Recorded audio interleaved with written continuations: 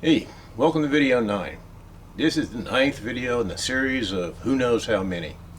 We've got a lot of progress made, and we're at the point we're going to put on our faux decorative brick along the side here. Alright, you saw in the last video, well, at least you were told about, dropped the camera twice, so it wasn't working for a while. But you got an idea of what went on as far as the wall goes, problems we had and things like that. Hopefully we won't have as many problems today. But in this video we're going to do the side walls, the outside of the dome. I'll explain what went on here with the decorative front and countertop, so to speak. And I'll tell you the problem and the miscalculation I made that you need to be aware about what's going on with tile and the actual dimensions and things like that. Learn something new every day, I tell you what. Alright, so best thing to do is let's get started. Let's try and get this tile up here and this faux tile and see if we can get things going. Alright, here we are checking out, trying to figure out how many tiles we're going to go across, and I think it turned out to be 5. So it was 5 complete ones, which meant I was going to have to obviously, so that each of the joints there, whereas one tile came up against the next, we didn't want them in a line, so I'm gonna have to cut one in half or a little part of it. No big deal. Never done tiling before. Never ever done tiling before. So this was it was fun and it was a challenge, no doubt about it. Biggest challenge was not falling off that dadgum scaffolding. If you remember, my last coating on the dome there was concrete, so I had rough scratched that, so I put me some mortar mix up there, and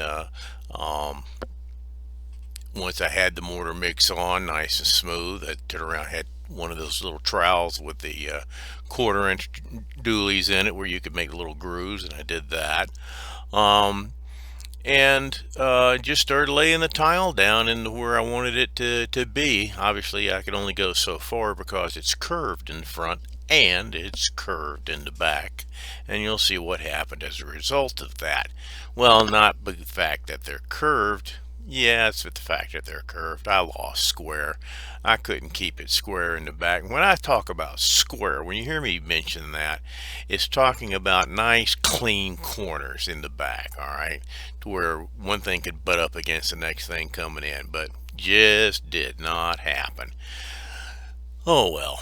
And if you're wondering what's going to go on below, the brick, I'm going to parge that. I'm not worried about that. We've this, you know, you're working on more than one video at a time. We've already done the burn in, and so we know that's completed and everything. But what I haven't done is I haven't made the door for the wood portion where the wood's stored, and I haven't parged the sides, which is something that I wish to do.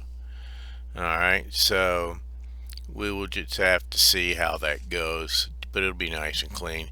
And you see I'm 3/4 of the way up the back there, and wanted to just keep on going as far as I could. And if you're wondering, yeah, I hit my head a couple of times on that dadgum wooden thing, and see, roof or whatever to the pergola, but we survived.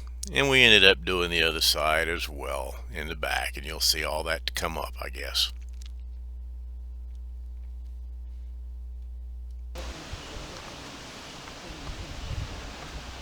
Alright, what I'm doing is taking the camera off stand because I turn it on, start to do some work, and then after a while I come down, check on it, and it's turned itself off. So as you can see, pretty much I got the brick on there. Like I said before, it might not be the greatest job in the world, but I think it's looking pretty good for a guy who's never done brick. Alright, that blue tape's on there, that's painter's tape, because I'm going to be coming across there with some skim coat of something. I don't know what yet. I'll play with it. And I know it's going to be hard to see because of the light. Sorry about that. But you can see I've got bricks here, and this is the side that I'm working on. I'll meet up there in the middle. You take the high road and I'll take the low road. Alright, I'll go out here and do a quick shot of this side and the back yet. Let me work my way out. Man, I tell you, my back killing me. Whew. These bricks ain't all that heavy, but balancing on that dadgum ladder, and I thought the scaffolding would help, which it did, but it ain't gonna save me, that's for dang sure. Alright. Oh, here's this side. Again, I don't know about the light and the camera. There's the back. I've still got to do the complete back. Trip. And then, yeah, we got some, I can see it in the screen. Light flashing. There we go. Alright, so that's what it looks like. I'm gonna put the camera down, because at least I know I got this much of it, and drive on. Okay, so I moved my ladder around, and you can see I've gotten 3 rows up so far, and it was just continuing the process, taking them up 1 row at a time, keeping the spacing there, making sure everything worked out okay. No big deal.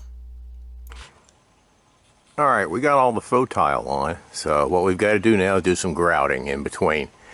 Now I know you're noticing that big space between the front and the back. Why did that happen? Real simple. Couldn't keep it square. I just failed at that and keeping it perfectly square. I'll tell you the truth. If I was going to do another one, I don't think I'd try to push the perlite in on the back side. I think what I would do is build a form and create me a 2-inch, kind of like a plug, and butter the back real good, and put some perlite in the chicken wire, and then push that hardened perlite or vermiculite, whatever you're going to use, into the back, and that would help keep it square. At least it would for me. I don't know about you. Maybe you're a heck of a lot better at bricks than I am. Alright, so yeah, the light's not working real well, but let's get the mortar mix up and going, and do some grouting in between the faux brick. Well, here we go, and if you notice right off the bat, I'm using a spoon to work that in. Yeah, I spent the $5 to $10 or so for a pointing tool, and dadgummit, we lost it. I mean, no, I lost it, and I couldn't find it, and the other half came out to help me try and find it, and we just could not find that dadgum thing. So once she went inside and upstairs, I snuck in and got me an old spoon, and man, it worked pretty dadgum good. So save yourself $10, just use an old spoon. You notice I'm spraying. Spray bottle's real handy putting this stuff up, because you can, once it starts to harden up on you, and you're trying to work it, that little mist of water will soften it right back up, and you can do some more work with it. Be real careful when you mix this stuff initially and put it in your bag. You're going to see me bring up a bag here shortly. It looks just like a bag you'd use to do a cake, to decorate a cake with. There you go. All right, you make that grout mix too thick, and you're not going to get it out of that bag. So but then at the same time, you make it too thin, it might come out of the bag real easy, but it'll slide right out of them grooves. So just be real careful about how you mix that thing up, and get it to the right consistency, and everything will work out fine. Spray it every now and then if you need to soften it back up. That'll work out fine as well, and you won't have any problems with it. If I had to do it over with, I might have used something different. I don't know as far as the type of grout that I used, but whatever. We finally got it done, and you can see we also got the sides done. And then we did, I always say we, that's a southern thing. I'm doing the front here, and doing the front and the back is the exact same thing. So I'm just going to show you a little bit of here of doing the front. And I'm using that spray bottle, and mix the grout up and put it on by hand. Now you got to be real careful there, novices. Please be aware. Grout, concrete, all this kind of stuff is extremely caustic. What that means is it will burn your skin like acid. It's just bad stuff. So be real careful you do that. And your gloves are going to leak. So what I did was I got me some of those surgical gloves, and I put two of them on my both hands, and then I put my other gloves on top of that. And if anything went through the glove, which it certainly did, no problem. Okay. All right, you notice that blue tape on there, and the whole idea of that blue tape was I could just smear and go hog wild and not have to worry about messing up my other brick too much. And when I was all done, then I just peel it off, and we'd be all happy, happy, happy, happy. Things worked out pretty well. Uh, it went smoothly. It's kind of therapeutic actually messing around with that kind of stuff. It was fun to deal with. That was one of the easier parts to do. Just keep it moist, and since it was kind of thick, I'd mist it every now and then, and for the rest of the day, and that way I wouldn't get as many cracks or anything. It worked though.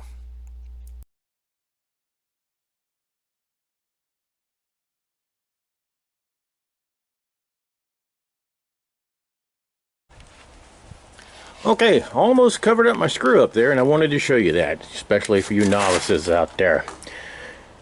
In case you don't know it, a 2x4 is not a 2x4. It's 3.5 by 1 3/4.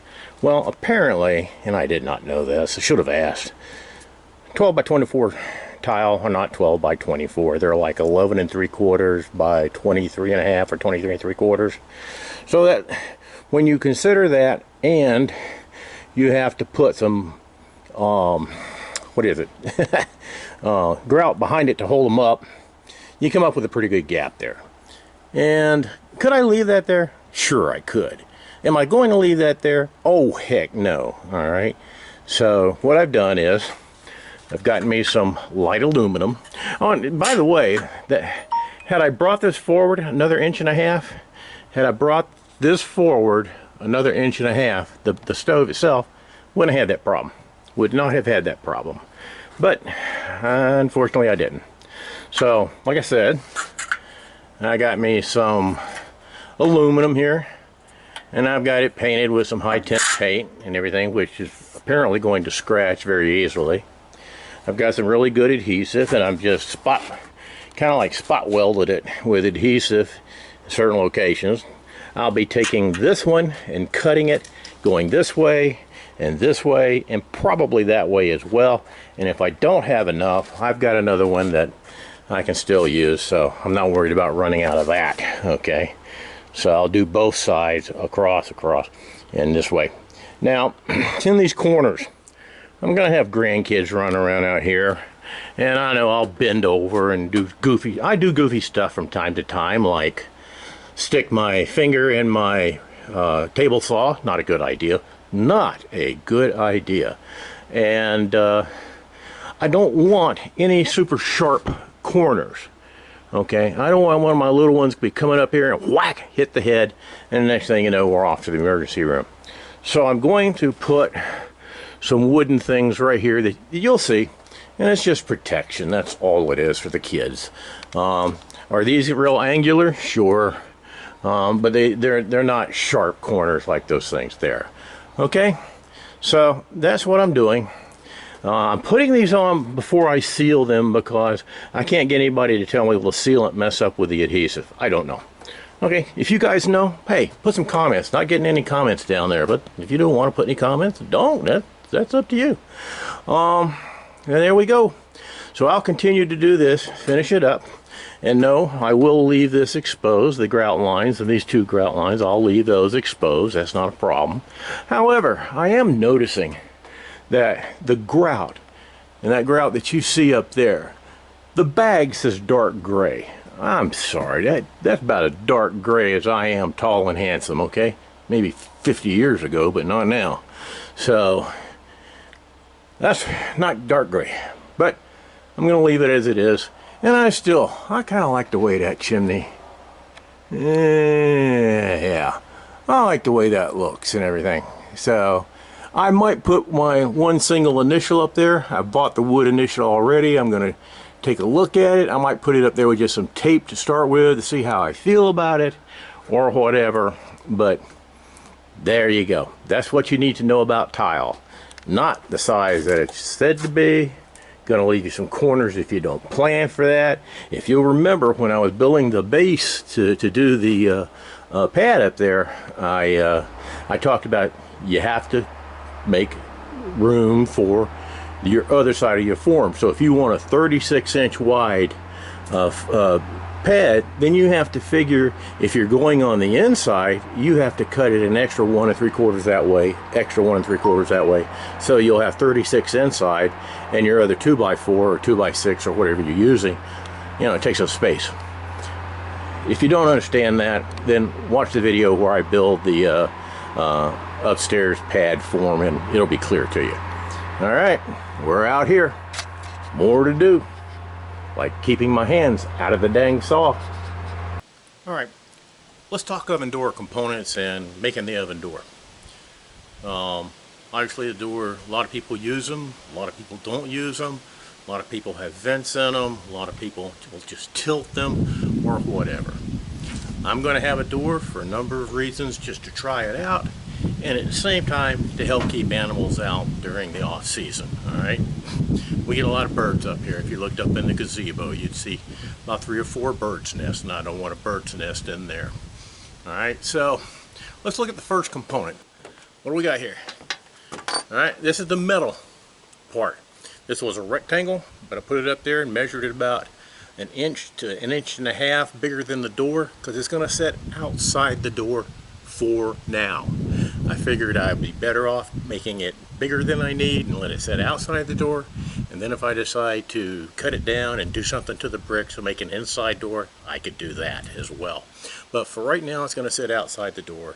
So this is the metal part. 12 gauge steel. One side is pretty shiny, the other side nothing.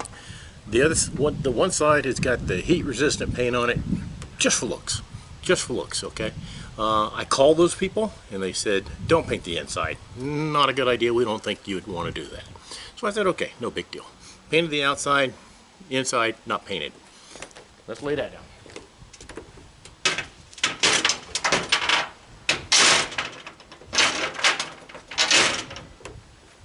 Now obviously you saw the 4 bolts there, and what was the idea of the 4 bolts? The whole idea of the 4 bolts was something to attach the handles to, but also I'm going to put a decorative piece on there. I had made some trays that I was going to turn into tables for my pontoon boat, okay? Turned out didn't want to do that, didn't use them, but I had them, so they were rectangular, so I cut them down, one obviously, and a little bit of metal shows out each side, but that's no big deal because they weren't as long enough as metal is. But it's just for pure decoration. Let me show you.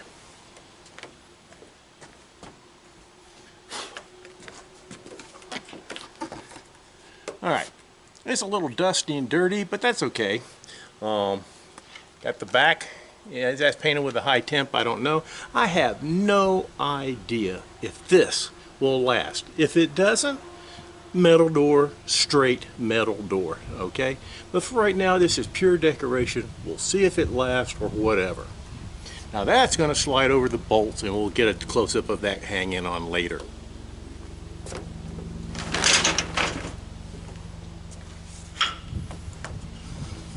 Handles. Obviously you don't want to be picking up metal. These are wood, nice walnut, nice and strong, good solid hardwood. I'm probably going to do one of two things with these. Leave them exactly as they are, or two, just polyurethane them. And the reason I'm polyurethane them versus using the epoxy, I am not happy how my epoxy turned out. My epoxy may be too old, I don't know. It's marine epoxy, so it's supposed to be able to handle stuff. But I've had things coated with just one layer, brushed on layer of epoxy, and it's been 4 days and they still haven't dried out and hardened up. So it may be time to get down to the gas sander and take it back down to bare wood and just use some polyurethane or whatever. All right, so here's what I'm going to do. I'm going to disconnect the camera and take it over, aim it more toward what's going on putting the door together, and you can get an idea of what it will look like. And one thing that I may do later.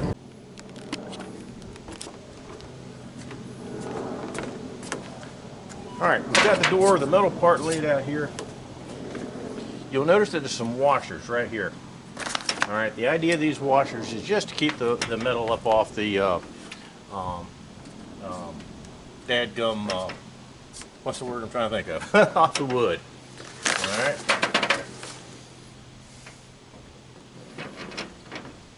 That'll slide over.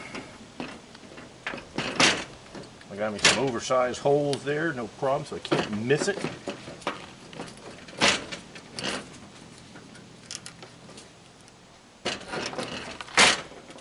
Boom.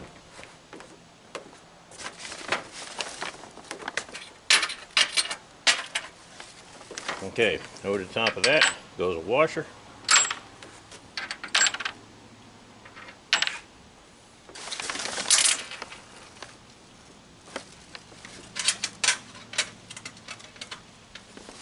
You'll notice those are large washers, so I'm going to put a smaller washer over the top of that to help hold the nut on so it don't slip through the bigger hole, and a lock washer as well. There.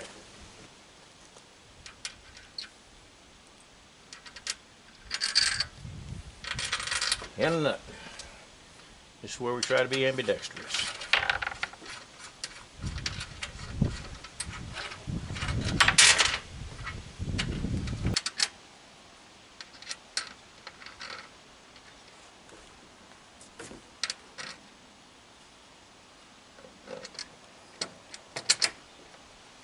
Okay, I need to drop this down.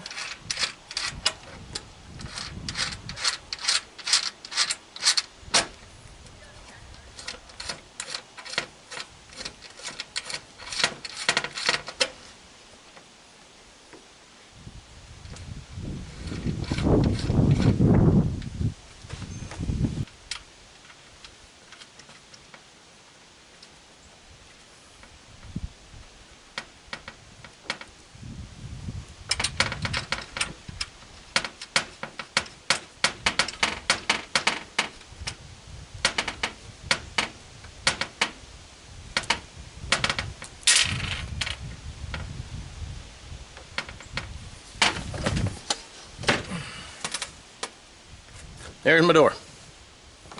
Let me take a look at it in camera, see what it looks like on camera here, and rearrange it maybe. That's my door. I'll turn the camera off, go put it on the stove, see what it looks like on the stove. How about that? Okay, so that's what she's looking like right there. Let me zoom in. Whoop! I said in. Not bad. Well, a lot of sun reflection off that thing. And it's a cloudy day. So there you go. That's what the door's going to be like when I'm done tweaking it. No big deal. What's next?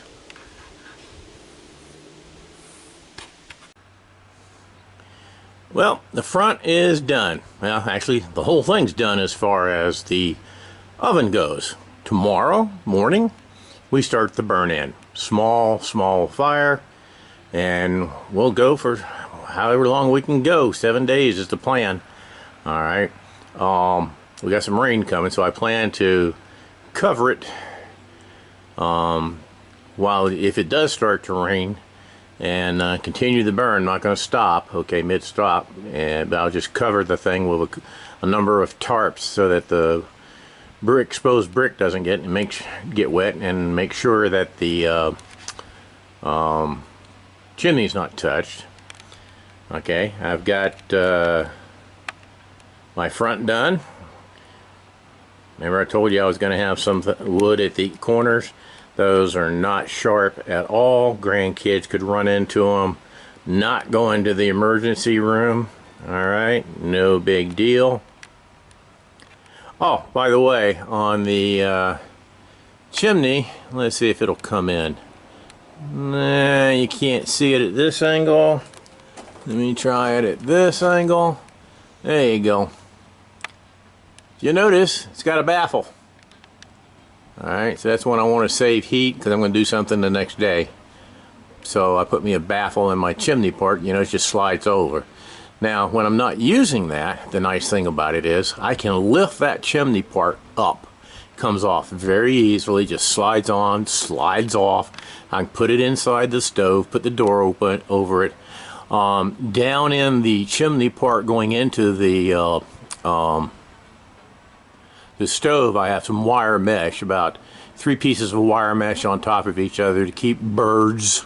Because like I say, we have birds come around here and they love the nest, and that's okay. I'm not going to mess with it. I don't want to roast any birdie, unless it's a chicken. Alright, so there we go. One last little thing we'll make a note of. Made me an andiron. Do you realize that them things online are going for like $75 to $100 and sometimes even more than $100? So I just took an old chimney grate, okay, that you'd put logs on, cut it down, and I had to weld one of the legs on there on the front because it didn't work out that way. It came out like 12 inches, so I just cut it in half and you know, just welded the bad boy on there. We'll see if it falls off or not. Welding ain't my stuff either, and if it ain't wood, it's mostly not my stuff. But there we go. Alright, tomorrow, start to burn him. That's going to be a separate, complete video system. Bye.